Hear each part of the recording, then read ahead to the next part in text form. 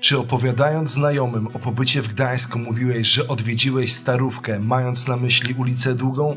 Czy wiedziałaś, że niegdyś na terenie obecnej dzielnicy Śródmieście funkcjonowały aż 3 miasta? Wreszcie, czy zdajesz sobie sprawę, że Stare Miasto w Gdańsku znajduje się w innym miejscu niż dotąd ci się wydawało? Skomplikowane? Nie do końca. W dzisiejszym odcinku postaramy się to wszystko wyjaśnić. Dzień dobry wieczór, tu Wojtek i Kamil, a to jest kanał Stary Ziomek i Morze. Zapraszamy Was do podróży w przeszłość i opowieści o dzielnicy, z której pochodzę. Przechadzając się śródmiejskimi ulicami, większość z nas ma wrażenie, że ma do czynienia z jednorodną tkanką miejską. W rzeczywistości obecne Śródmieście Gdańska niegdyś stanowiło konglomerat fortyfikacji, odrębnych osad, a nawet można by rzec miast. Wiodącą rolę we wszelkich przekazach wraz ze swoimi architektonicznymi perełkami odgrywa główne miasto, niekiedy nazywane prawym miastem. W jego cieniu pozostaje Stare Miasto, obecnie obszar o charakterze usługowo-mieszkalnym, niegdyś niezależny byt administracyjny, będący pierwszym miastem w Gdańsku z nadanymi prawami lokacyjnymi. O początkach Gdańska, jego wyniesieniu do roli nadrzędnego miasta na Pomorzu, funkcji Grodziska oraz śladach potwierdzających początki osadnictwa na terenie głównego miasta mówiliśmy w innym odcinku, do którego link znajduje się teraz w prawym górnym rogu ekranu.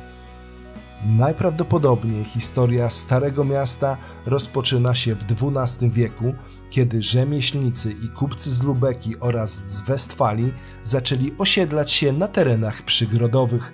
Miejsce to, znajdujące się w sąsiedztwie obecnej hali targowej, szczególnie w okolicach ulicy Tartacznej, Podzamcza, Katarzynki oraz ulicy Kowalskiej, stało się odrębną wspólnotą. Na początku XIII wieku zabudowa Grodziska zaczęła się rozwijać w rejonie obecnych ulic Łagiewniki i Heweliusza. Zabudowania, przeważnie drewniane i parterowe, koncentrowały się głównie w okolicy kościoła świętej Katarzyny, wzniesionego dla przybyszów w latach 80. XII wieku. Wraz z umocnieniem i rozwojem osady pojawiła się potrzeba uporządkowania funkcjonowania administracyjnego. Około 1227 roku na tym obszarze zaczęła działać gmina niemiecka, a później w 1263 roku Stare Miasto otrzymało przywilej lokacyjny.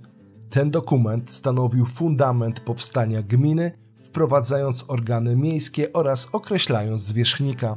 To najstarsze tego typu nadanie na tych terenach, wyprzedzające o pół stulecia lokację głównego miasta. W krótkim czasie Stare Miasto otoczone zostało drewnianymi umocnieniami, które niestety ze względu na zaangażowanie w spór Mściwoja II z Brandenburczykami i poparcia dla strony niemieckiej zostały rozebrane. Średniowiecze to okres pełen niespokojności, feudalnych zależności, koligacji rodowych, praw i umów. Odnosząc to do współczesności, można stwierdzić, że przez wieki niewiele się zmieniło. Stare Miasto w okresie panowania Przemysła II otrzymało zgodę na odbudowę murów obronnych. Niestety w wyniku kolejnego sporu o dziedziczenie po Wacławie III i zaangażowanie Krzyżaków w konflikt między Brandenburczykami a Piastami doszło do buntu mieszczan i w rezultacie do niesławnej rzezi Gdańska. Efektem tego tragicznego wydarzenia było m.in. wydanie przez Krzyżaków nakazu rozebrania pozostałości Starego Miasta za wyjątkiem kościoła świętej Katarzyny oraz wypędzenie mieszkańców. W połowie XIV wieku zakon krzyżacki rozpoczął odbudowę Starego Miasta. Zdecydowano, że obszary te będą służyły jako zaplecze dla głównego miasta. W ramach tego planu wykopano kanał Raduni, który miał obsługiwać rozmaite zakłady wytwórcze, takie jak Wielki Młyn, uznawany wówczas za największy tego typu obiekt w Europie. O tym wątku opowiemy Wam w kolejnych odcinkach.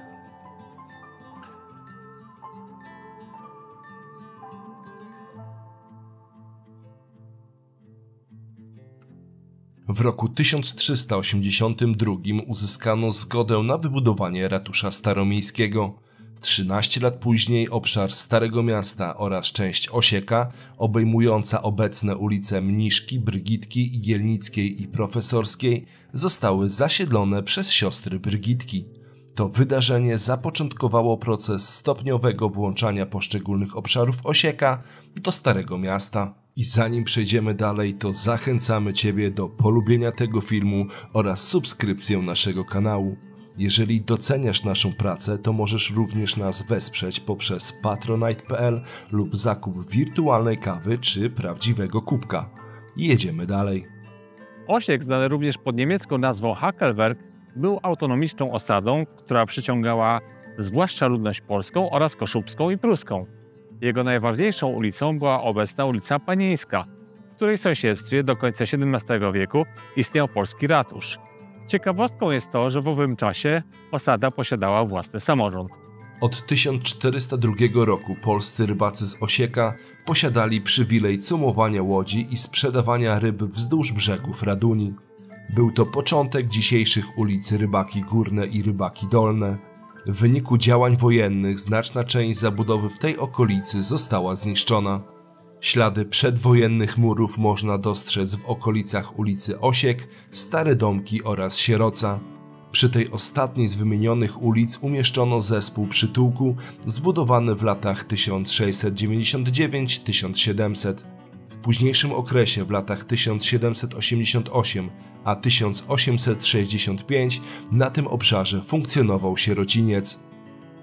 Nieopodal wchłoniętego przez Stare Miasto Osieka znajdował się Zamek Krzyżacki. Rejon obecnego zamczyska był przejęty przez Krzyżaków w 1308 roku. Pierwotnie, mniej więcej od XI wieku, w tej okolicy funkcjonował silny gród książąt pomorskich. Od połowy XV wieku, po zburzeniu zamku przez Gdańszczan, tereny te pozostawały puste, gdyż zostały uznane za przeklęte. Zaczęto je zasiedlać dopiero na początku XVII wieku. Wówczas postawiono w tym miejscu więzienie. Zdaje się, że obecny kształt Starego Miasta w zakresie fragmentu ulicy Aksamitnej zasymilował część Młodego Miasta.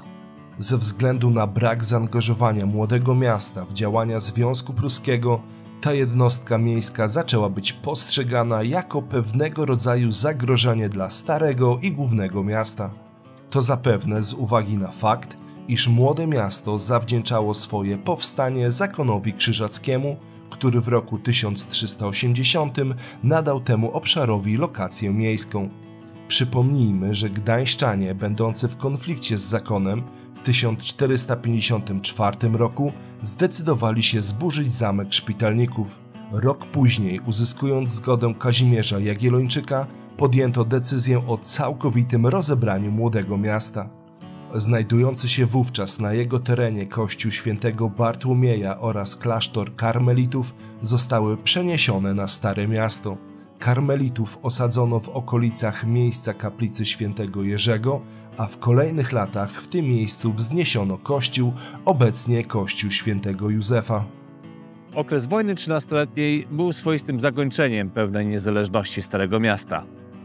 W wyniku wydania przez króla Polski Kazimierza Jagiellończyka w 1457 roku wielkiego przywileju dla Gdańska zostało ono włączone, choć z pewną autonomią struktury Głównego Miasta.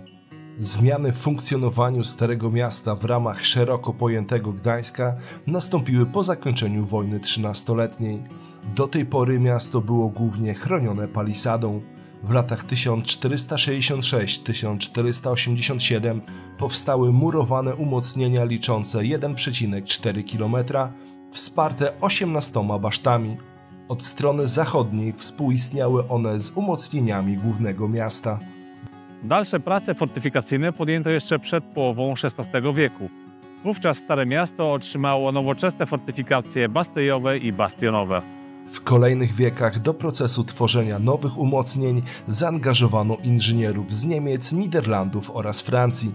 Powstały nieistniejące już dziś bramy, takie jak leżąca w osi ulicy Łagiewniki brama Świętego Jakuba, a także powstała w XVII wieku brama Oliwska. Wówczas modernizacji uległ również leżący po stronie zachodniej rondel Świętej Elżbiety. Ciekawostką jest to, że ze względu na konieczność ufortyfikowania tych terenów, kanał Raduni w odróżnieniu od obecnego biegu był prowadzony górą w formie akweduktu. Kolejnym nieistniejącym staromiejskim umocnieniem, a zarazem bramą była Brama Bożego Ciała, zamykająca od północy obecną ulicę Korzenną. Korzenna do połowy XVII wieku była główną arterią Starego Miasta. Zmieniło się to na skutek modyfikacji wcześniej wspomnianych bram Świętego Jakuba oraz Bożego Ciała i zastąpienia ich jedną bramą leżącą w osi ulicy Rajskiej. Nowa brama Świętego Jakuba, której autorstwo przypisuje się twórcy bramy Nizinnej i Żuławskiej, wybitnemu architektowi Janowi Strakowskiemu, sprawiła, że ulica Rajska stała się główną ulicą Starego Miasta. Umocnienia i fortyfikacje Starego Miasta zarówno zabezpieczały, jak i hamowały dalszy rozwój miasta. Ta dychotomia uwidaczniała się podczas rozbiorów, gdy wskutek oblężenia miasta przez Prusaków handel z Gdańskiem zamarł. Pewne odprężenie przyniosły czasy pierwszego wolnego miasta, zakończone niestety kolejnymi oblężeniami i zniszczeniami. Czasy pruskiego zarządu nie były zbyt fortunne dla tego miejsca, przede wszystkim ze względu na to, że Gdańsk i Stare Miasto pełniły rolę miasta twierdzy. W dodatku na początku XVIII wieku Gdańsk stał się również miastem garnizonowym, co skutkowało adaptacją sporej liczby budynków na cele wojskowe. Zmiany w funkcjonowaniu Starego Miasta jako miasta twierdzy nastąpiły wraz z zakończeniem wojny francusko-pruskiej oraz ustanowieniem Gdańska stolicą prowincji Prusy Zachodnie. W tym czasie nastąpił gwałtowny rozwój tej części miasta. Jego warunkiem była likwidacja dotychczasowych umocnień. W 1883 roku rozebrano bramę Świętego Jakuba, na miejscu której funkcjonował tzw. Plac Hanzy, obecnie kwartał pierwszego liceum ogólnokształcącego, Biblioteka Pan i Dom Polski. Jeszcze wcześniej rozebrano Bramę Oliwską. Przełom XIX i XX wieku to również czas wielkich inwestycji na terenie targu drzewnego. Na pograniczu Głównego i Starego Miasta powstały siedziby banków oraz szereg wytwornych kamienic. To również czas, kiedy ukończono budowę utrzymanego w duchu neorenesansu gdańskiego zespołu dworca kolejowego. Z kolei na ulicy Wołowej od 1904 roku rozpoczęła funkcjonowanie nowa gazownia, która zastąpiła tą działającą w rejonie Starego Przedmieścia. Mniej więcej w tym samym czasie w okolicy dawnego Zamczyska funkcjonował browar zamkowy, przekształcony pod koniec drugiej dekady XX wieku w piekarnię.